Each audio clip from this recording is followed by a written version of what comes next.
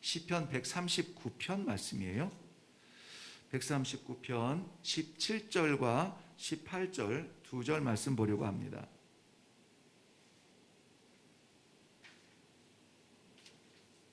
17절과 18절 두 절의 말씀입니다. 찾으셨으면 우리 같이 한 목소리로 읽겠습니다. 시작. 하나님이여, 주의 생각이 내게 어찌 그리 보배로우신지요, 그 수가 어찌 그리 많은지요.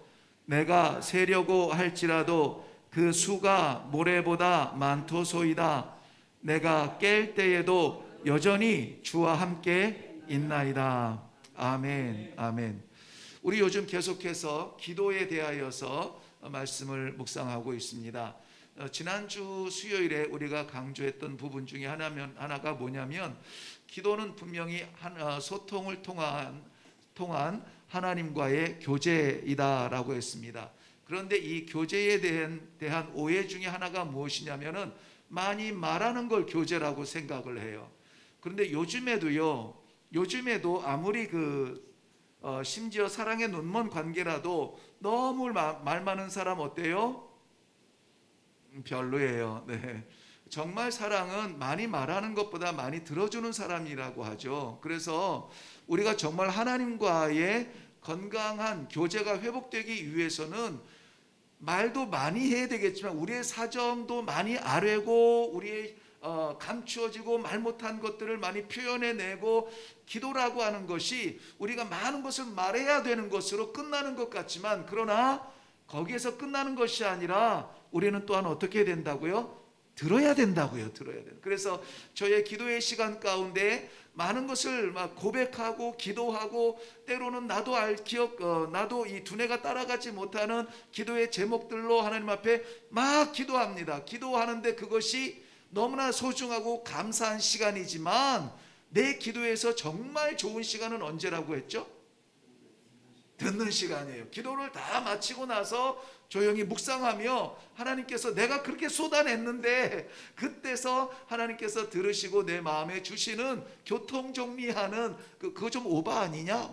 좀 기다려야 되지 않겠니? 지금 벌써? 막 이런 응답을 주시는 그 시간이 저에게는 너무나 달콤해요. 너무나 달콤한 시간입니다.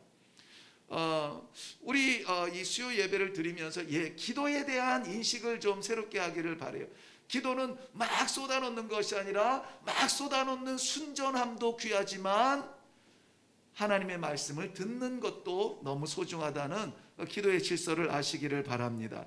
우리가 기도가 뭔지를 정말 기도를 통해서 이전에 경험하지 못하였던 그런 일들을 경험하게 되면은, 기도하는 사람들의 주 특기가 뭐냐면 무지하게 많이 해요. 기도 시간 2시간 3시간 하면 2시간 3시간 동안은 막 아뢰입니다. 방언을 하기도 하고, 소리를 지르기도 하고, 침묵 속에서도 여전히 내 것을 계속 말하고 있는 중이에요. 하나님께서 응답하실 기회를 주지 않으세요. 하나님은 어떤 기도에 응답하시나요? 헷갈리죠? 네, 살짝 함정을 팠는데요. 하나님은 어떤 기도가 아니라, 하나님은 기도에 응답하세요. 몇 퍼센트? 100%예요. 100%. 응답받지 않는 기도는 없습니다. 우리 어렸을 때 이런 얘기 들었죠. 하나님의 기도 응답에는 3가지가 있다. 기다려라, 안 된다, 그리고 또 뭐가 있다 그랬지? 기다려라, 안 돼. 여기 있다. 네, 여기 있다. 그래서 이 3가지 모두 다가 응답이래요. 그래서 막 우리가 무리한 기도할 때는 안 들어주시는 것도 응답이라, 어린아이가 이 반짝반짝 빛나는 보석 같은, 와 저게 내 얼굴도 비쳐, 엄마 놔주세요 하는데, 그것이 식칼이면은 아이한테 주겠어요, 안 주겠어요? 안 돼. 왜? 다쳐, 이거죠.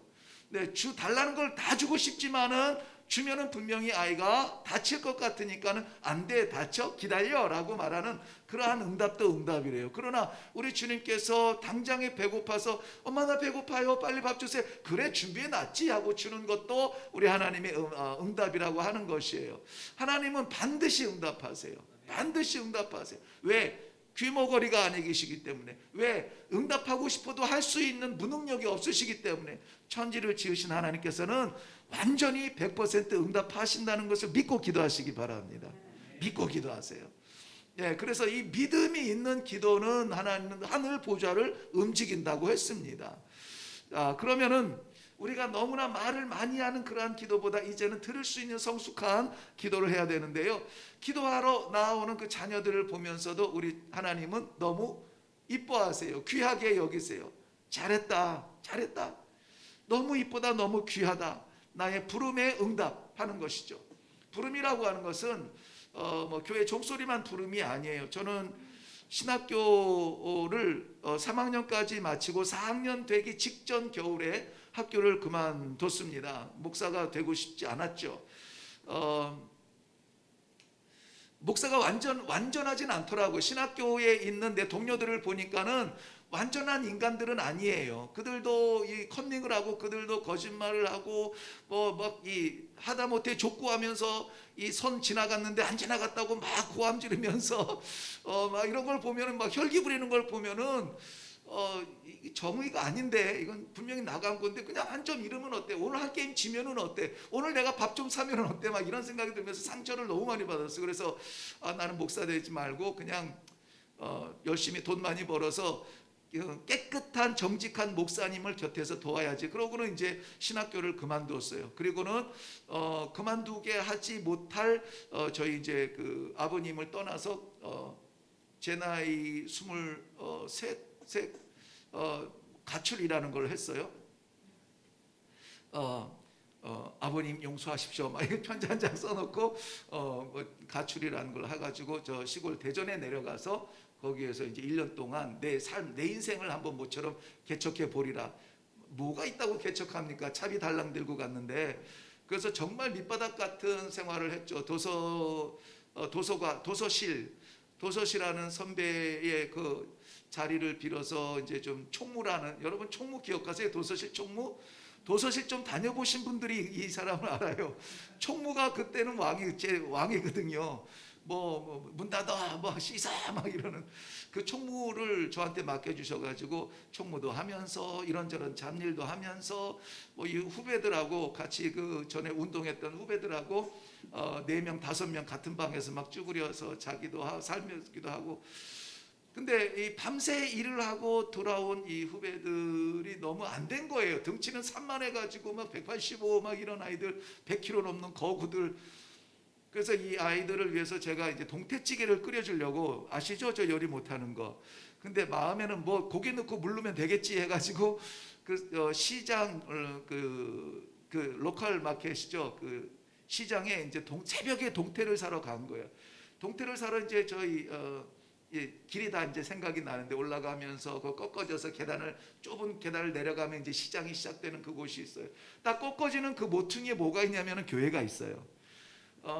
시장을 가려면 그걸 지나가야 돼요. 근데 그 새벽에 그 앞을 지나가는데 그 안에서 아주 그 어르신들, 할머니들의 분명해요. 이 평균 연령 70, 막 감유하고는 곡조도 마음대로 부르고 박자도 마음대로 부르는 그 찬송 소리가 막 들리는 거예요.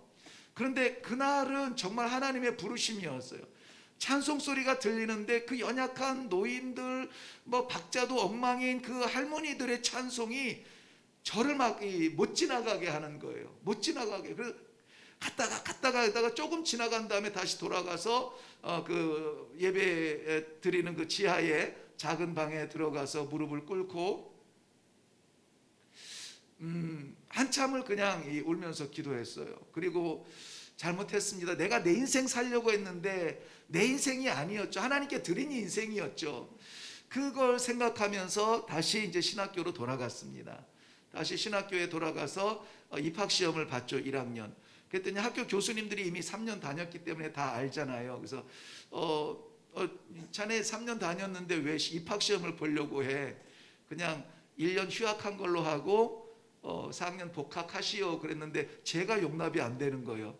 제가 같이 공부했던 동료들을 이 가증스럽다고, 거짓말쟁이라고, 혈기 많다고 막 이렇게 하면서 나 혼자 분노에 쌓여서 보냈던 3년 동안 듣고 배운 게 없는 거예요. 그래서 아닙니다. 다시 저 시험 볼래요. 그래서 1학년부터 다시 들어갔어요. 그래서 제가 제 친구들보다는 좀 늦습니다. 그래도 저는 괜찮아요. 그 과정을 통해서 정말 하나님이 나를 놓지 아니하시고 나는 잊고 살고 싶었는데 하나님이 나를 버리지 아니하셨다는 이 평생 변할 수 없는 확신을 갖게 되는 그러한 계기였습니다. 그때 하나님께서 그 새벽에 할머니들 몇 분 앉아 계신 그 뒷자리에서 무릎을 꿇다가 나중에는 이렇게 엎어졌는데요. 정말 따뜻한 손길이었어요. 보듬어 주시는 아버지의 손길이었습니다. 잘 왔다, 잘했다, 잘했다, 내 아들아. 그리고 거기에서 아침에 아이들이 학교를 가도록 제가 기도하고 해가 중천에 떠서 한 9시나 10시 돼가지고 터벅터벅 돌아갔던 그런 기억이 있습니다. 우리가 기억하지 못해도, 우리가 생각하지 못해도 하나님은 우리를 기억하세요. 그리고 하나님께서는 우리에게 기회를 주세요. 불러주시고 우리 양심에, 신앙 양심에 불러주세요. 너 그냥 가면 되지 않지 않아? 오늘도 내가 너를 부르는데 이 종소리 못 들었어? 날마다 듣던 종소리에 그 교회에서 한 서너 집 밑에 저희가 이제 그 자취하던 자취하던 집이 있었거든요. 날마다 종소리들 들었지만 왜 항상 듣는 종소리 못 들었어? 그러면서 하나님의 부르심은 끊임없이 녹화해 왔다는 것을 알게 하셨어요. 그리고 들어가서 막 냄새 나고 막 뭐 쭈글쭈글하죠. 뭐 겨울이어서 잘 씻지도 않고 머리도 안 감고 모자 푹 뒤집어 쓴 그 모습을 우리 주님께서는 받으셨어요. 그리고는 어이구 왜 이제 왔어? 이게 아니라 잘 왔다. 그리고 저를 안아주시는 포근함 속에서 하나님의 살아계심을 느낄 수가 있었습니다. 우리 하나님 그런 분이신데요. 그렇다고 해서 우리가 교제할 수 있는 관계라고 해서 만만하게 보면은 안 됩니다. 우리 하나님은 천지를 지으신 창조주세요. 창조주세요. 생명을 주신 생명의 주님이세요. 그리고 우리를 구원해 주시는 구원주 되시고 우리처럼 버려진 존재, 죄짓고 하나님으로부터 분리된 그 존재를 거룩하다라고 다시 회복시켜 주실 수 있는 그 힘이 하나님께 있어요. 우리의 결정이나 우리의 의지나 우리의 양심이나 우리의 교육과 훈련으로 될 수 없는 것을 하나님께서는 하세요. 하나님께서는 하십니다. 우리가 누군가의 생각을 알려면은 해야 되는 일이 있어요. 아무리 사랑이 깊어도 생각을 읽을 수는 없습니다. 그럴 때는 어떻게 해야 되나요? 물어봐야 돼요. 먹고 싶은 거 뭐 있어? 가고 싶은데 어디 있어? 물어봐야 돼요. 이것은 우리가 스스로 입술을 벌리고 마음을 열어서 하나님께 기도하는 일입니다. 그뿐만이 아니라 다 물어보고 알았어 하고는 내 뜻대로 하는 것이 아니라 사랑하는 사람의 그 간절함을 우리가 들어야 돼요. 나는 지금 이것을 원해. 나는 지금 이것을 기뻐해. 나는 지금 이것이 괴로워 힘들어라고 하는 것을 나눌 수 있어야 돼요. 말하고 듣는 이것이 교제예요. 교제. 모놀로그 아니라고요. 나 혼자 일방적으로 다 해놓고 나 혼자 일방적으로 쏟아놓는 것이 아니라 말하고 물어보고 듣고 그렇구나. 그러시군요. 하나님이 그걸 원하시는군요. 라고 들을 수 있는 그런 귀가 있어야 돼요. 만약에 우리에게 하나님의 음성, 하나님의 말씀, 성경 말씀, 하나님의 부르심에 대하여서 듣고 싶지 않아요. 라고 한다면 그만하세요. 듣고 싶지 않아요. 라고 말한다면 여러분 이런 사람이 있을까요? 있습니다. 정말 듣고 싶지 않을 때가 있어요. 그럴 때는 문제가 있는 겁니다. 문제가 있어요. 우리 에덴 동산에서 아담과 하와를 우리는 잘 압니다. 하나님께서 아담아 내가 어디 있느냐? 그때 어떻게 했다고요? 숨었다고요. 하나님과 함께 교제하던 함께 걷던 그 관계가 깨지고 이제는 숨었다고요. 왜? 죄를 지었으니까. 그렇다고 누구를 해쳤습니까? 아닙니다. 그렇다고 누구를 속였습니까? 아닙니다. 대인관계가 아니라 대신관계, 하나님의 명령을 어기고 하나님께서 하지 말라 하는 것을 했기 때문에 죄를 지었으므로 하나님과의 관계가 멀어지게 되고 끊어지게 되고 가까이 갈 수 없는 존재가 됐어요. 숨을 수밖에 없는 존재가 됐어요. 하나님은 그 아담을 숨어있는 존재로 두지 아니하셨어요. 그래서 이 아담이 간절하게 하나님과 교제하기 원할 때에는 희생, 제물을 통해서 나올 수 있도록 했습니다. 그것이 제사예요. 그것이 예배입니다. 그래서 제사를 통해서 하나님 앞에 나오면은 하나님이 제물의 피를 보고 제물을 드리는 사람의 죄를 용서하사 말씀을 나누었다라고 합니다. 그런데 이러한 간접적인 관계를 하나님은 원하시는 것이 아니라 그들의 자녀들과 함께 직접적인 나눔, 교제를 하기를 원하세요. 그래서 완전한 단번에 제사를 드리게 되는데 그것이 무엇이냐? 예수 그리스도이세요. 예수 그리스도를 보내주셔서 십자가에 못 박혀 죽으심으로 말미암아 예수 그리스도 자기의 죄 때문에 죽은 것이 아니라 바로 우리의 죄 때문에 죽으신 거예요. 이해가 되세요? 하나님, 예수님 믿지 않는 사람은 이해가 안 돼요. 제가 아프리카에서 그 원주민들과 사역을 할 때, 전도할 때 제일 먼저 하는 제일 먼저 오는 그 질문이 그거예요. 누가 나를 위해서 죽었다고요? 누가 나를 위해서 죽었다고요?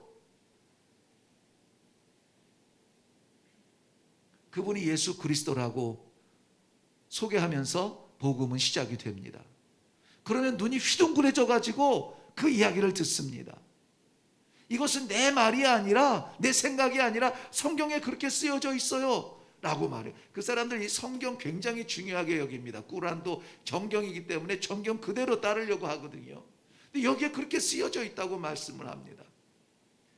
그러면은 나는 한 번도 누구를 위해서 희생해 본 적이 없는데 누군가 나를 위해서 죽었다면 그 사람을 알고 싶어요.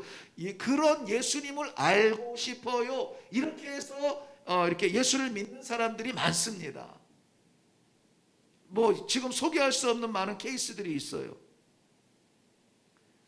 예수님을 통하여서 우리들에게 하나님께서는 소통을 원하시고 교제를 원하시는 완전한, 그래서 예수님이 십자가에 못 박혀 돌아가셨을 때에 성전에는 그전에는 이렇게 막이 가려져 있었는데 이 휘장이 찢어졌습니다. 누구라도 하나님 앞에 나아가서 아버지라고 부를 수가 있게 됐어요. 이제는 간접적인 제물이 필요 없어요. 간접적인 제사장이 필요 없어요. 누군가 나를 대신해서 드려야 되는 그런 간접적 교제가 필요 없습니다. 이제는 직접 우리가 소통을 하게 됩니다. 하나님을 아버지라고 부르는 것이죠. 그렇게 해서 그 기회를 열어주신 분이 아브라함이에요. 아브라함, 하나님께서 아브라함을 부르셨습니다. 그리고 아브라함에게 네가 익숙한 너의 아버지 집, 네가 편안한 너의 지금 친척들이 우글우글대는 그 하란 땅을 떠나라. 그리고 내가 너에게 안내할 그 땅으로 가라라고 말씀하세요. 그때가 몇 살? 75세. 모든 인생이 이제 안정을 취하기를 원하는 그때에 하나님께서는 떠나라. 아브라함은 어떻게 합니까? 그의 모든 가족을 데리고 떠납니다. 어디를 떠납니까? 우상의 땅 하란을 떠납니다. 익숙한 땅 하란을 떠납니다. 이제까지 내 배를 채워주던 나만의 터, 내 나와바리 이 하란을 떠납니다. 어디로 갑니까? 몰라요. 어디로 갑니까? 하나님이 지시할 땅으로 가게 됩니다. 그래서 이 하나님과의 아브라함의 관계는 하나님의 명령과 순종으로 교제가 이루어져요. 하나님의 부르심과 순종으로 그 관계가 회복이 되는 것입니다. 오늘 우리들에게 반드시 필요한 말씀이에요. 하나님은 우리를 찾으세요. 하나님은 우리를 부르세요. 하나님은 우리가 걱정, 근심, 고난 속에서 멸망하는 것을 원치 않으세요. 누구라서 그 자녀가 그렇게 망하는 걸 원하십니까? 아니잖아요. 하나님도 마찬가지세요. 그래서 부르십니다. 찾으십니다. 듣게 하십니다. 소리라도 듣게 하고 지나가는 받고 싶지 않은 사람들을 통하여서 전도지라도 받게 하고 어느 날 무심코 지나가던 빌딩의 위에 있는 십자가를 보게 하고 부르세요. 어떻게 해야 됩니까? 순종하셔야 합니다. 순종하셨을 때 바로 그 순종의 사람 아브라함을 통해서 아브라함이 아들을 낳고 그 후손을 통해서 다윗이 나오고 다윗을 통해서 누가 오죠? 예수 그리스도. 영원한 소통의 통로, 오직 유일한 하나님의 나라의 길을 열어주실 수 있는 구세주가 오시는 것입니다. 이것은 기도를 통해서 이루어져요. 오늘 저는 말씀의 제목을 한없는 은혜라 그렇게 했습니다.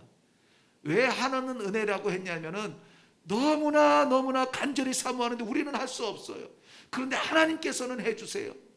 하나님께서는 해주신다고. 우리 오늘 본문 7절 한번 다 같이 가볼게요. 17절 18절 다시 한번 읽겠습니다. 시작. 하나님이여 주의 생각이 내게 어찌 그리 보배로우신지요. 그 수가 어찌 그리 많은지요. 내가 세려고 할지라도 그 수가 모래보다 많도소이다. 내가 깰 때에도 여전히 주와 함께 있나이다. 아멘. 하나님의 생각은 우리의 생각보다 높다고 했습니다. 얼마나 높으냐면은 하늘이 땅보다 높음같이 높다고 했습니다. 상상할 수 없는 많은 수를 우리 하나님께서는 가지고 계세요. 아니, 무한하다 해야 되겠죠. 무한한 수를 가지고 계세요. 그리고 그 하나님 아버지 앞에 나아갈 때 하나님께서는 우리를 불쌍히 여겨 주시어서 품어주시고 안아주시고, 하나님께서 우리를 바라보시는 그 눈은 어떤 눈이냐면 이런 눈이에요. 조금 더 위로 올라가면 13절 있습니다. 13절과 14절을 제가 읽어드릴게요. 주께서 내 내장을 지으시며 나의 모태에서 나를 만드셨나이다. 내가 주께 감사하옴은 나를 지으심이 심히 기묘하심이라. 주께서 하시는 일이 기이함을 내 영혼이 잘 아나이다. 이 마치 그 엄마가 자녀를 바라보는 그 눈, 물론 흉내낼 수 없지만 하나님의 우리를 바라보시는 그 눈은 바로 그런 눈이에요. 우리를 지으신, 우리를 만드신, 우리에게 생명을 주신, 그래서 결코 망하기를 원치 아니하시는 그 사랑의 눈으로 우리를 바라보십니다. 그렇기 때문에 우리가 기도에 분명한 부름이 있을 때에 기도의 자리로 나아올 수 있기를 바랍니다. 기도가 우리의 생명을 붙들어 줄 것입니다. 우리는 듣지 않으면 들을 수 없는 존재입니다. 하나님께서 말씀하실 때에 마음 문을 열고 우리가 들을 수 있는 복된 성도들, 그리하여서 하나님과의 이 영원한 교제가 끊이지 아니하는 복된 성도들의 삶이 되시기를 주님의 이름으로 축원합니다. 기도하겠습니다. 살아계신 아버지, 불러주시니 감사합니다. 우리는 생각지 못했는데 하나님, 상상할 수 없는 방법으로 저희를 부르시고 너는 내 것이라 내가 너에게 이름을 주었다. 하나님께서 우리를 다시 불러주시고 우리의 자리를 회복시켜 주시고 예수 그리스도를 통하여 하나님을 아버지라 부를 수 있는 이 놀라운 회복을 인하여 감사합니다. 사랑하는 주의 백성들이 이 특권을 놓치지 않도록 주님 붙들어 주시옵소서. 기도하는 자에게 응답하시며 응답하는 자에게 하나님 함께하여 주시는 놀라운 은혜를 오늘도 사모합니다. 주 백성들과 동행하는 하나님의 동행하심이 우리를 이끌어 주시옵소서. 감사드리오며 예수님 이름으로 기도하옵나이다. 아멘.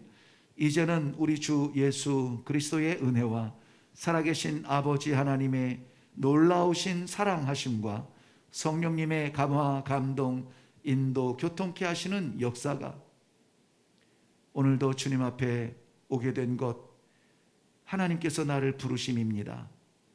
하나님께서 회복하기 원하시는 관계입니다. 주님 앞에 나아가 하나님과의 영원한 사랑이 회복되어지는 그러한 시간이 되었습니다. 이것 잃어버리지 않게 하여 주시옵소서.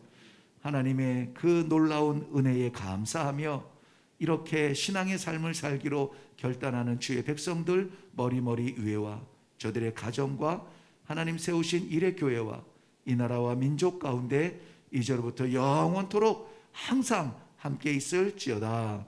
아멘.